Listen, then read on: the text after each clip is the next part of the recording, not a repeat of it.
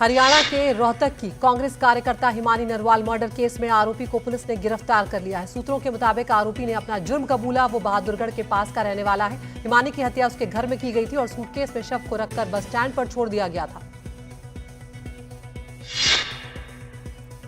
हिमानी की मां सविता ने हत्या के पीछे कांग्रेस के ही कुछ लोगों पर शक जाहिर किया है। कहा है कि मेरी बेटी की हत्या की वजह पार्टी में बढ़ता कद था।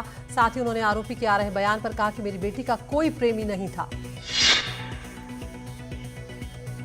हरियाणा सरकार ने हिमानी मर्डर केस की एसआईटी जांच के लिए टीम गठित कर दी है। फिलहाल बरामद मोबाइल की फॉरेंसिक जांच की जा रही है और आरोपी के कबूलनामे की भी पड़ताल की जा रही है। राजस्थान के अलवर में पुलिस की छापेमारी के दौरान 1 महीने की बच्ची की मौत के मामले में 5 पुलिसकर्मियों को लाइन हाजिर किया गया। इस मामले में 3 पुलिस वालों पर हत्या का केस दर्ज किया गया है। कल छापेमारी के लिए अलवर के रघुनाथगढ़ गांव पहुंची थी पुलिस की टीम। एक पुलिस वाले के पैर से दबकर 1 महीने की दर्दनाक बच्ची की मौत हो गई, जिसके बाद से पुलिस वालों के खिलाफ ग्रामीणों में आक्रोश है और वो लगातार प्रदर्शन कर रहे हैं। यूपी के गोंडा के कटरा विधानसभा के विधायक बावन सिंह की गाड़ी से एक 4 साल की मासूम बच्ची की जान चली गई। ये हादसा एसयूवी मोड़ते वक्त हुआ है। हादसे के बाद विधायक गाड़ी में नहीं थे। फिलहाल पुलिस ने कार को कब्जे में लेकर जांच शुरू कर दी है। पंजाब के जालंधर में आज पुलिस और गैंगस्टर्स के बीच मुठभेड़ हुई। मुठभेड़ सोनू खत्री गैंग के गुर्गों के साथ हुई है। पुलिस की जवाबी फायरिंग में 2 बदमाश घायल हुए हैं और अस्पताल में भर्ती हैं। छत्तीसगढ़ के बिलासपुर में एक युवक की पीट-पीट कर हत्या कर दी गई। पत्थर हटाने को लेकर यह विवाद हुआ, जिसके बाद कुछ बदमाशों ने लाठी डंडों से युवक को मार डाला। 4 आरोपियों को गिरफ्तार किया गया। आज विश्व वन्यजीव दिवस है। इस मौके पर प्रधानमंत्री मोदी गुजरात के गिर में मौजूद हैं। यहां पर आज सुबह उन्होंने नेशनल पार्क में जंगल सफारी की। बतौर मुख्यमंत्री मोदी ने शासन को विश्व के बड़े पर्यटन स्थलों के रूप में जगह दिलाई थी। गिर नेशनल पार्क सफारी के बाद प्रधानमंत्री ने आज वन्यजीव बोर्ड की बैठक की अध्यक्षता भी की, जिसमें सेना प्रमुख, विभिन्न राज्यों के सदस्य, एनजीओ, वन सचिव सहित 47 सदस्य मौजूद रहे। गुजरात दौरे पर गए प्रधानमंत्री ने कल शाम सोमनाथ मंदिर में पूजा अर्चना की है और साथ ही वहां पर उन्होंने वैदिक मंत्रोच्चार के साथ भगवान शिव का जलाभिषेक भी किया और मंदिर परिसर का भ्रमण भी किया। दिल्ली विधानसभा में स्वास्थ्य से जुड़ी सीएजी रिपोर्ट पर चर्चा हो रही है। इसके अलावा पानी की कमी, जल जमाव और सीवर ब्लॉकेज पर भी सदन में चर्चा होनी है। आज दिल्ली विधानसभा के विशेष सत्र का आखिरी दिन। सदन शुरू होने से पहले मुख्यमंत्री रेखा गुप्ता ने कहा कि 24 मार्च से 26 मार्च के बीच विधानसभा का बजट सत्र होगा और विकसित दिल्ली का बजट पेश किया जाएगा। हम सारे वादे पूरे करेंगे। महाराष्ट्र विधानसभा का बजट सत्र आज से शुरू हो गया है, जिसकी शुरुआत राज्यपाल के संबोधन से हुई, जिसके बाद शोक संदेश हुआ और कल रात के लिए सदन को स्थगित कर दिया गया। महाराष्ट्र के उप मुख्यमंत्री एकनाथ शिंदे ने मुख्यमंत्री देवेंद्र फडणवीस के साथ तनातनी की खबरों को खारिज किया है। कहा है कि कोई कोल्ड वॉर नहीं है, सब कुछ कूल है। आज बिहार विधानसभा में बजट पेश होना है। इससे पहले आज की कार्यवाही शुरू होने से पहले विधानसभा परिसर में गठबंधन के विभिन्न सदस्यों ने अलग अलग मांगों को लेकर प्रदर्शन किया और सरकार विरोधी नारे भी लगाए। आज झारखंड विधानसभा में वित्त मंत्री राधाकृष्ण किशोर ने पेश किया बजट। राज्य सरकार ने इस बार 1,45,400 करोड़ रुपए का सालाना बजट पेश किया है। 7 सालों के बाद जम्मू कश्मीर में आज से 40 दिनों का विधानसभा का सत्र शुरू हुआ। सत्र की शुरुआत उपराज्यपाल के अभिभाषण से हुई है और इस सत्र के दौरान 22 बैठकें होंगी। पंजाब के खन्नौरी बॉर्डर पर किसान नेता जगजीत सिंह डल्लेवाल के आमरण अनशन के 97 दिन पूरे हो गए हैं। बता दें कि किसानों की मांगों को लेकर 26 नवंबर से डल्लेवाल अनशन पर हैं। उनकी सेहत में दिनों दिन गिरावट आ रही है। राजस्थान के श्रीगंगानगर के सादुल शहर में एक प्लॉट विवाद की वजह से एक युवक पानी की टंकी पर चढ़ गया। जैसे ही खबर फैली, इलाके में सनसनी फैल गई। मौके पर पुलिस ने पहुंची है। युवक को टंकी से उतारने की टंकी से कोशिश भी जारी है। राजस्थान के अजमेर में सड़क पर रफ्तार से जा रहा एक एलपीजी गैस टैंकर के टायर फटने की वजह से पलट गया, जिसके बाद बड़ा हादसा होते होते बच गया। हादसे के बाद ट्रैफिक डायवर्ट किया गया है और अब ट्रैफिक सेवा को बहाल कर दिया गया है। राजस्थान के कोटपुतली के बहरोड में एक प्राइवेट स्कूल की बस बेकाबू होकर खेतों में पलट गई। जिस वक्त हादसा हुआ, बस में बच्चे सवार थे। हादसे में 10 से ज्यादा बच्चों को चोटें आई हैं। सभी का इलाज अस्पताल में चल रहा है। छत्तीसगढ़ के बीजापुर में 8 लाख के इनामी नक्सली दिनेश मोडियम ने सरेंडर कर दिया है। उसके साथ उसकी पत्नी ने भी सरेंडर किया। सरेंडर करने वाले नक्सलियों पर 100 से ज्यादा हत्याएं और कई आपराधिक मामले दर्ज हैं। बिलासपुर में अवैध शराब के खिलाफ पुलिस का बड़ा एक्शन देखने को मिला है। 510 लीटर कच्ची शराब और 600 किलो महुए से बनी शराब जब्त की गई है। एक आरोपी गिरफ्तार किया गया है। जांच जारी।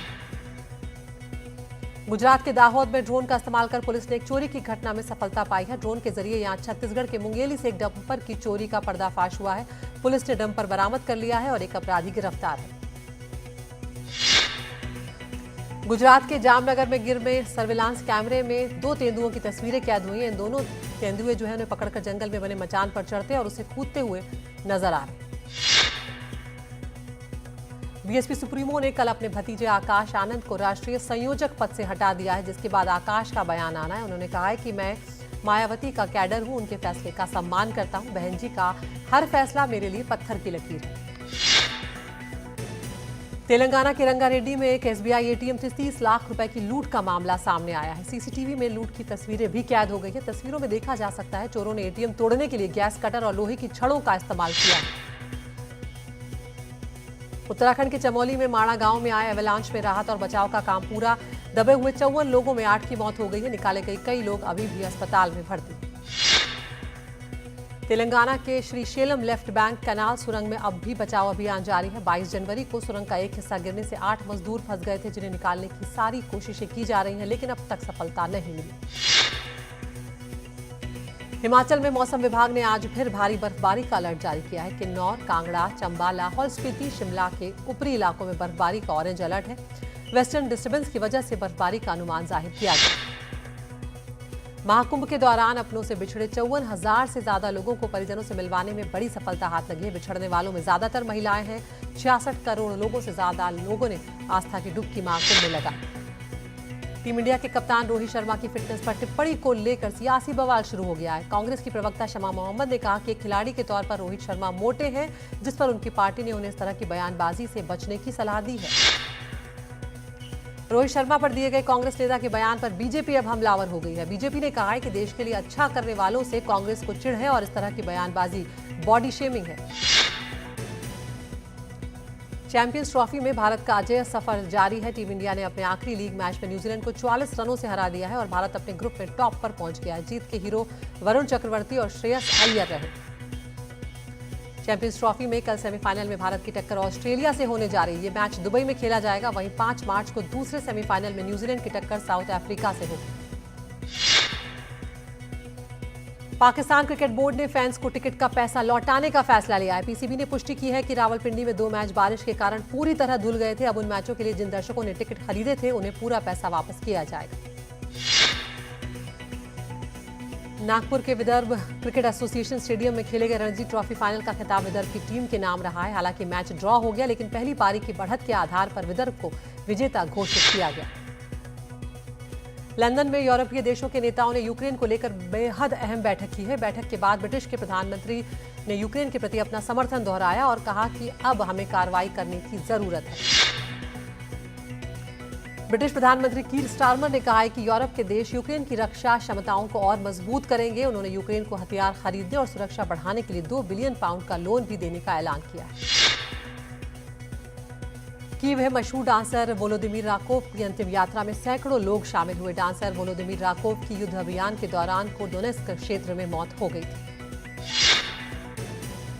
सरकारी खर्च में कटौती करने को लेकर अमेरिकी लोगों ने राष्ट्रपति डोनाल्ड ट्रंप और टेस्ला सीईओ इलॉन मस्क के खिलाफ विरोध प्रदर्शन किया है। बॉस्टन में लोगों ने टेस्ला के शोरूम के बाहर मस्क के खिलाफ नारेबाजी की। प्रदर्शनकारियों ने कहा कि हम मस्क से बदला लेना चाहते हैं। सेंट्रल इजराइल में हॉस्टेज श्लोमो मंसूर को श्रद्धांजलि दी गई। 85 वर्षीय मंसूर बंधक बनाए गए सबसे बुजुर्ग शख्स थे।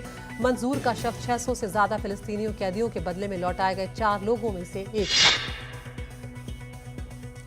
इजराइल ने गाजा पट्टी में सभी चीजों की आपूर्ति पर रोक लगा दी है। रिपोर्ट के मुताबिक बंधक समझौते के पहले चरण की समाप्ति और वार्ता जारी रखने के लिए विटकॉफ प्रस्ताव को स्वीकार करने से हमास के इनकार के बाद प्रधानमंत्री नेतन्याहू ने यह फैसला किया। इस फैसले के बाद पट्टी के बाजारों में कीमतें बढ़ गई हैं। अमेरिका के लॉस एंजलिस में ऑस्कर अवार्ड चल रहे हैं। सेक्स वर्कर की कहानी पर बनी फिल्म अनोरा को 5 कैटेगरी में अवार्ड मिला है। अनोरा को best picture, best director, best actress, best editing award दिया गया। ऑस्कर अवार्ड्स में एड्रियन ब्रॉडी को द ब्रूटलिस्ट में अभिनय के लिए बेस्ट एक्टर अवार्ड से सम्मानित किया गया। इसके अलावा द ब्रूटलिस्ट को best original score, best cinematography award भी मिला है। फिल्म एमिलिया पेरिस में अभिनय के लिए जोई सल्दाना को बेस्ट सह अभिनेत्री का अवार्ड दिया गया। विकी कौशल और रश्मि मंदाना की फिल्म छावा का बॉक्स ऑफिस पर कलेक्शन लगातार बढ़ता जा रहा है। छावा ने 17वें दिन बॉक्स ऑफिस पर 23 करोड़ से ज्यादा की कमाई की है।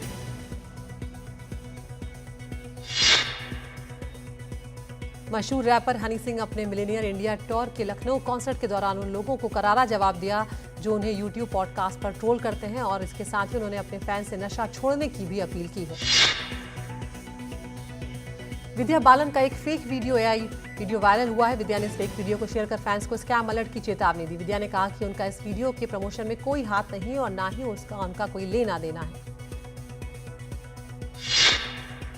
गायक मीका सिंह इन दिनों एक्ट्रेस बिपाशा बसु पर खूब हमलावर हो रहे हैं। एक्ट्रेस ने मीका का नाम लिए बिना बिपाशा ने इंस्टाग्राम पर लिखा था कि टॉक्सिक लोग हंगामा मचाते हैं, दूसरों पर उंगली उठाते हैं, आरोप लगाते हैं और अपनी जिम्मेदारी लेने से पीछे हटते हैं। ऐसे टॉक्सिक और नेगेटिव लोगों से दूर रहना चाहिए।